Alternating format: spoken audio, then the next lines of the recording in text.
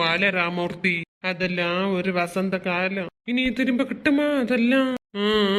പണ്ട് കാലയില്ലല്ലേ, ഒന്നുമേ ஞாபகத்துல இல்ல. நீ சொல்லிதான் தெரியுதுல மச்சான். ஓ அப்படி. அப்பா பயங்கர சந்தோஷமா இருக்கு போல. என்னன்னு கேப்பா. படிச்சு கிழிச்சிருப்ப இப்போ ஒரு உத்தியோகத்துல இருந்திருக்குமே நம்ம, அதுவும் கவர்மெண்ட் உத்தியோகம். இப்போ உள்ள காலத்து போலயா, அப்போ படிச்சதே கொஞ்சம் பேருதான், அதனால ஈஸியா கிட்டுச்சு கவர்மெண்ட் உத்தியோகம். இப்போ அப்போ 5-6 டிகிரி எடுத்தாலும் கிட்டதில்ல, வெறும் பாடா இருக்கு. அண்ணு கிட்டுஞாவிய பாக்கியவானுதான். முசிஞ்சு படிச்சிருப்பி நம்ம இப்போ உத்தியோகத்துல கஞ்சு பாத்தியா, இப்படி சாந்து கொலைச்சோக்க வேண்டிய தலைவிதி ஏற்பட்டிருக்காது. ഇനി ചെല്ലി എന്നെ പ്രാചനം തലയെളുത്ത് പടി തന്നെ നടക്കുമല്ലേ. ശരി പിന്നെ വച്ചട്ടാ. எப்ப யாரு உங்களை கூட்டுக்காரரா? ഈ കണ്ണ് அது வேற யாரும் இல்ல, ராமூர்த்தி தான். ஓ அவரா?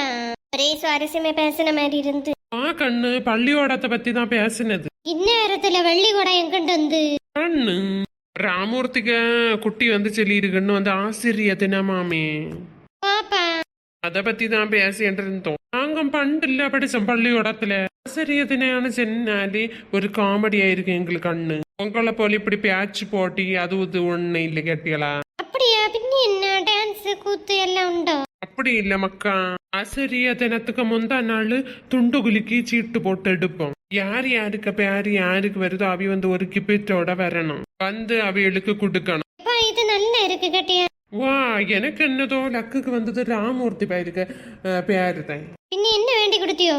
ஒரு வாட்டர் பாட்டில் தான். அந்த காலத்துல அதுவே பெருசு வேலை தான். ஜாலியா இருக்கும் தெரியுமா, அப்படி குறைச்சு விளையாட்டு போட்டி எல்லாமே. പിന്നെ ചോത്ത് എല്ലാം போடுவோம். பிரியாணியா? ஐயோ அப்ப இல்ல கண்ணு, இதெல்லாம் பெரிய பள்ளியோடத்துலதான் இடுவணும். சும்மா மஞ்சச்சோறு முட்டை எல்லாம் உண்டு. ஆனா ஜாலியா இருக்கும் கேட்டியலா? பாவம் இந்த காலத்துலதான் உங்களை போட்டு சாவடிச்சுனா. ஆசிரிய தினம் வந்தாலே பாட்டு போட்டி, பேச்சு போட்டி, கவிதை போட்டி, அந்த போட்டி இந்த போட்டின்னு சொல்லி உங்களை கழுத்தறக்கனே இல்ல கண்ணு.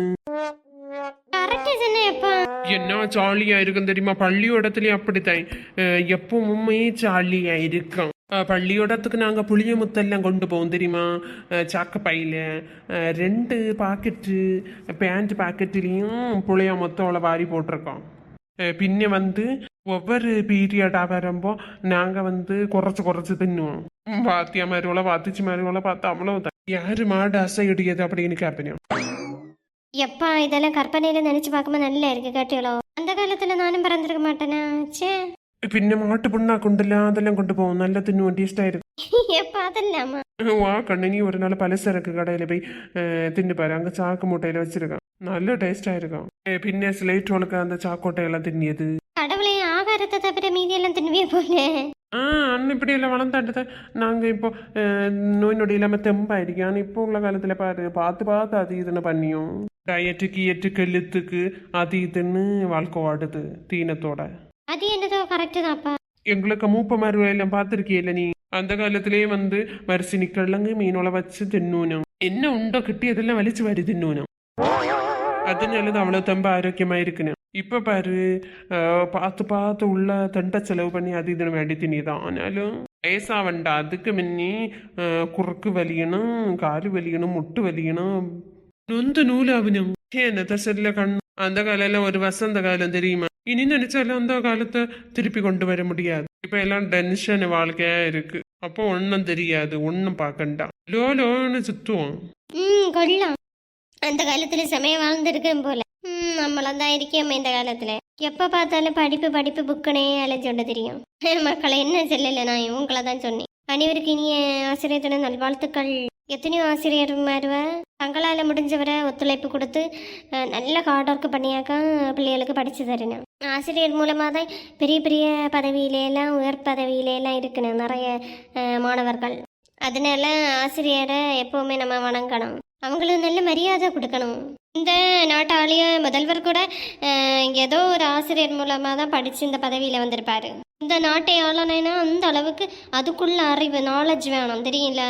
பின்ன பிரைம் மினிஸ்டர், சீஃப் மினிஸ்டர், அப்படி இப்படின்னு ஏகப்பட்ட உயர் அதிகாரிங்க எல்லாரும் ஏதோ ஒரு ஆசிரியர் மூலமாக தானே இவ்வளோ பெரிய ஒரு உயர் பதவிக்கு வந்திருப்பேன்.